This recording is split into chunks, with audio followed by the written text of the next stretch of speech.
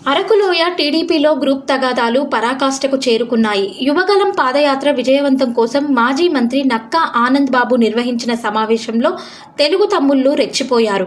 TDP నేత సివేరి అబ్రహాంకు న్యాయం చేయాలంటూ కొందరు రభస చేశారు. పార్లమెంటరీ ఇన్ఛార్జ్ క్రిడారి శ్రావణ్ వివరించినా వినలేదు. ఈ క్రమంలో చంద్రబాబును చెప్పుతో కొడతానని ఓ కార్యకర్త చేసిన వ్యాఖ్యలు వివాదాస్పదమయ్యాయి. సందర్భం కాదు ఈ మీటింగ్ పెట్టడం కానీ ఇది కానీ ఆనంద్ బాబు సార్ రావడం కానీ ఇది వేరే సందర్భం. ఇది ఎల్లుండి మీటింగ్ కోసం మాట్లాడడానికి మాత్రమే వచ్చారు. మనకు వేరే ప్లాట్ఫామ్ దొరుకుతుంది మీ ఆవేదన చెప్పుకోవడానికి ఏమైనా చేయడానికి. ఇప్పుడు ఇక్కడ రెండే విషయాలు చెప్తే నేను చాలా ఓపెన్ గా చెప్తున్నా. మీరు ఇలాగే గొడవ చేస్తే సార్ ఒకసారి వినండి ఎవరైనా నా మాట వినండి. ఇందాక నుంచి ఆ పేరు అరుస్తున్నారు కదా మీరు. నా మాట విన్నప్పుడు వినప్పుడు నాకు విలేటర్ మీరు ఇచ్చారు నా పేరు అరుస్తుంది. ఒకసారి వినండి. ఇన్ని రోజులు నేను ఇన్ఛార్జ్ విన్నాను. ఇప్పుడు జిల్లా పార్టీ ప్రెసిడెంట్ ఉన్నాను, పార్లమెంటరీ పార్టీ ప్రెసిడెంట్ ఉన్నాను. దానికైనా విలువ ఇవ్వండి. ఒకసారి వినండి. ఫస్ట్ ఇక్కడ రెండు విషయాలు జరుగుతాయి. చాలా క్లియర్ గా చెప్తున్నాను. మీరు గట్టిగా అరుచుకొని ఉంటే ఇది ఆ మీటింగ్ కాదు, ఆ ప్రొపగండ చేయడం కాదు. ఈ సందర్భం కాదు అసలు. ఇది ఎల్లుండి మీటింగ్ కోసం మాత్రమే ఆయన పార్లమెంటరీ ఇన్ఛార్జ్ గా సార్కి ఇచ్చారు.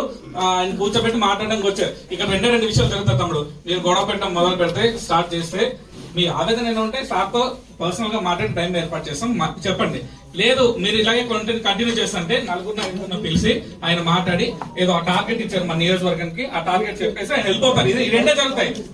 మీరు ఇంట్రెస్ట్ గా మీటింగ్ బయటకు వెళ్ళిపోతుంటే వెళ్ళిపోండి.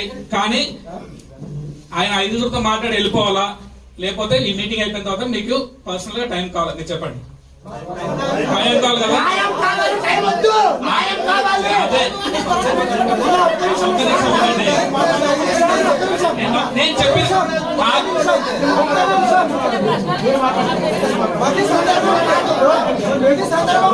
నేను చెప్పింది మీకు అవకాశం దొరుకుతుంది. నేను ఒకసారి మీకు మనం ఎంత ఏ గొడవ చేసినా ఎంత చేసినా సరే పెద్దలు తెలియాలనే కదా. ఆ అవకాశం మీకు కనిపిస్తుంది. 10 నిమిషాలు ఏం చేస్తే తమ్ముడు ఓకే అవన్నీ మాట్లాడుతున్నాను. ఓకే ఓకే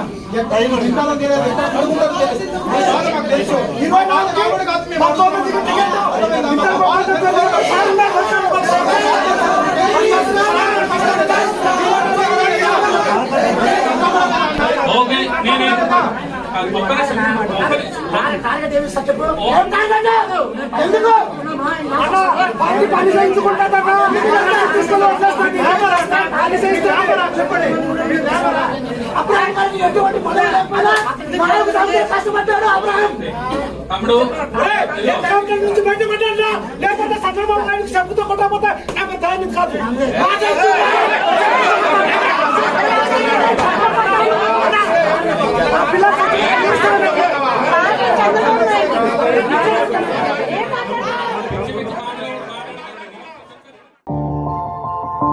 మా ఛానల్ని లైక్ చేయండి, షేర్ చేయండి, సబ్స్క్రైబ్ చేయండి.